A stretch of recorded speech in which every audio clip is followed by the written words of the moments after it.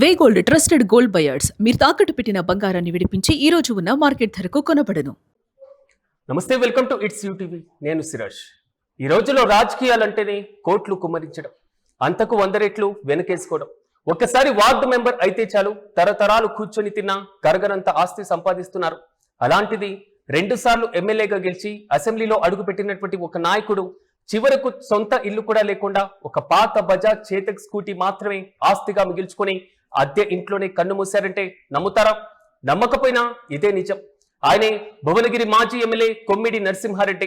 రాజకీయాల్లో విలువలు నశించిపోతున్నటువంటి ఈ కాలంలో పూర్తి స్థాయిలో నిలువెత్తు రూపంగా బతికి 85 ఏళ్ల వయసులో జూలై 7న ఉదయం హైదరాబాద్ నిమ్స్ హాస్పిటల్లో ఆయన తుది శ్వాస విడిచారు.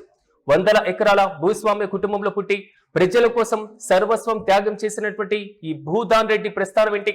2 సార్లు ఎమ్మెల్యేగా గెలిచిన ఆయన రూపాయి కూడా ఎందుకు వెనకేసుకోలేకపోయారు? స్వయంగా ఎన్టీఆర్ పిలిచిన ఆయన తెలుగుదేశం పార్టీలోకి ఎందుకు వెళ్ళలేదు? చివరకు కట్టుకున్నటువంటి భూమికి కూడా పూర్తి స్థాయిలో నష్టపరిహారం రాక సొంత ఇల్లు కూడా కట్టుకోలేక అద్దె ఇంట్లోనే ఎందుకు ఉండిపోవాల్సి వచ్చింది? ఈ ప్రశ్నలన్నిటికీ సమాధానం ఆయన లైఫ్ స్టోరీనే.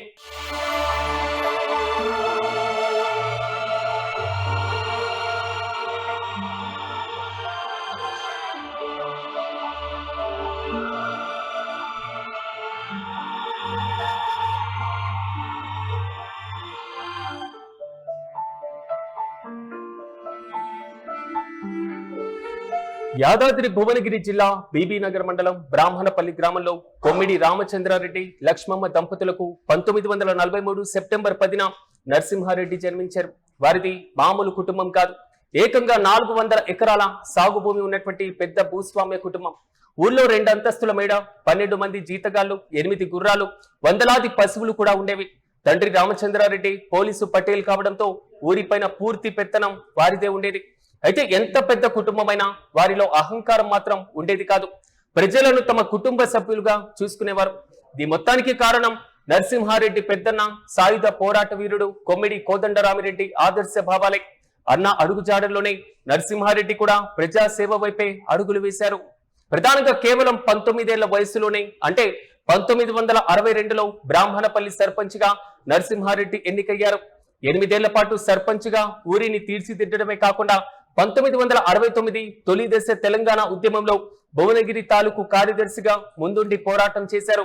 ఆ తర్వాత 1978 సార్వత్రిక ఎన్నికల్లో కాంగ్రెస్ తరపున భువనగిరి నియోజకవర్గం నుంచి ఎమ్మెల్యేగా గెలిచి అసెంబ్లీలో అడుగుపెట్టారు.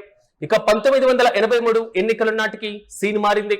రాష్ట్ర వ్యాప్తంగా ఎన్టీ రామారావు స్థాపించినటువంటి తెలుగుదేశం పార్టీ ప్రభంజనం నడుస్తుంది. కాంగ్రెస్ అగ్ర నాయకులే కొట్టుకొని పోతున్నటువంటి ఆ తరుణంలో కూడా నరసింహారెడ్డి తన స్వచ్ఛమైనటువంటి వ్యక్తిత్వంతో భువనగిరి నుంచి 2వ కాంగ్రెస్ ఎమ్మెల్యేగా ఘన విజయం సాధించారు.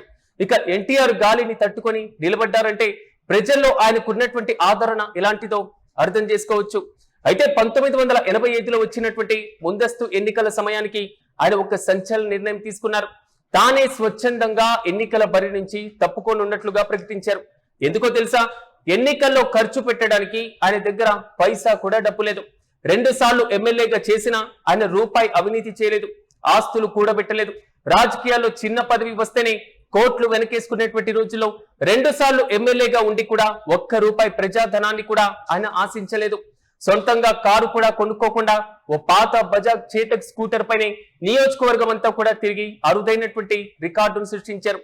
నరసింహారెడ్డి అంటే కేవలం పదవులు అనుభవించినటువంటి వ్యక్తి మాత్రమే కాదు, ప్రజల కోసం రోడ్డెక్కి పోరాటం చేసినటువంటి యోధుడు.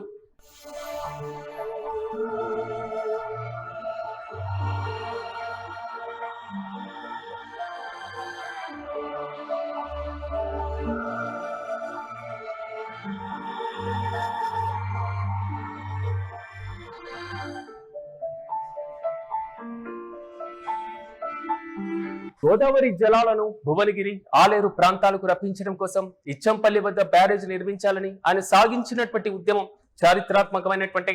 గోదావరి నీళ్లను మూసీ నదిలోకి మళ్లించి నల్గొండ, రంగారెడ్డి జిల్లాలోని లక్షల ఎకరాలను ఎలా పచ్చగా మార్చవచ్చో చూపిస్తూ ఆయనే స్వయంగా ఒక బ్లూ ప్రింట్ ను కూడా తయారు చేశారు. దాన్ని పెద్ద ఫ్లెక్సీల పైన ప్రింట్ చేయించి నేలపై పరిచి ఒక మాస్టర్ ప్లాన్ లా అందరినీ విడమర్చి చెప్పేసేవారు. అయితే మూసీ కాలుష్య నివారణ కోసం జాతీయ రహదారి విస్తరణలో ఇల్లు కోల్పోయినటువంటి రంగాపురం బాధితులకు నష్టపరిహారం ఇప్పించడం కోసం ఆయన నిరంతరం తప్పించారు. బీబీ నగర్ లో నిమ్స్ హాస్పిటల్ భవనాలు నిర్మించి వదిలేస్తే దాన్ని పూర్తి స్థాయిలో వైద్యశాలగా మార్చాలని 2013లో 70 ఏళ్ల వయసులో ఆయన ఆమరణ నిరాహార దీక్షకు దిగడం ఆయన ప్రజా సంకల్పానికి నిదర్శనమని చెప్పుకోవాలి. ఇక నరసింహారెడ్డి ప్రజలంతా కూడా భూదాన్ రెడ్డిగా పిలుచుకోవడం ఒక ఆనవాయితీ సాంప్రదాయంగా ఆ ప్రాంతంలో మనం చూస్తుంటాం. ఇందుకు గల కారణం తెలిస్తే ఎవరైనా నోరెళ్లబెట్టాల్సిందే. తండ్రి తర్వాత తన వాటా కింద వచ్చినటువంటి భూమిలో ఏకంగా 300 ఎకరాల సాగు భూమి లేనటువంటి పేదలకు రాసిచ్చేశారు నరసింహారెడ్డి. అందులో కొంత భాగాన్ని దళితులకు కేటాయించి ఒక కాలనీనే కట్టించారు. ఇక ల్యాండ్ సీలింగ్ చట్టం కింద మరో 80 ఎకరాలను ప్రభుత్వానికి అప్పగించారు. ఇలా 100 ఎకరాలు దానం చేసినటువంటి నరసింహారెడ్డి తన మిగిలినటువంటి కొద్దిపాటి భూమిని అమ్మి పిల్లలకు ప్రైవేటు ఉద్యోగాలు చేసుకునేలా చదివించారు. అయితే ఆయన జీవితంలో ఒక చేదు సంఘటన కూడా ఉంది. ప్రధానంగా 1982లో ఎన్టీఆర్ చైతన్య రథయాత్ర చేస్తున్నటువంటి సమయంలో కాంగ్రెస్ నేత మర్రి చెన్నారెడ్డి పంపితే ఎన్టీఆర్ ను కలవడానికి నరసింహారెడ్డి వెళ్లారు. అప్పుడు చైతన్య రథంపై ఉన్నటువంటి ఎన్టీఆర్ ఏ మూడ్ లో ఉన్నారో ఏమో గాని పరిచయం చేసుకోబోయినటువంటి నరసింహారెడ్డి పైన అకారణంగా కోప్పడి గట్టిగా అరుస్తూ అక్కడి నుంచి వెళ్లిపోమన్నారట. ఈ అవమానంతో నరసింహారెడ్డి తీవ్ర మనస్తాపానికి కూడా గురయ్యారు.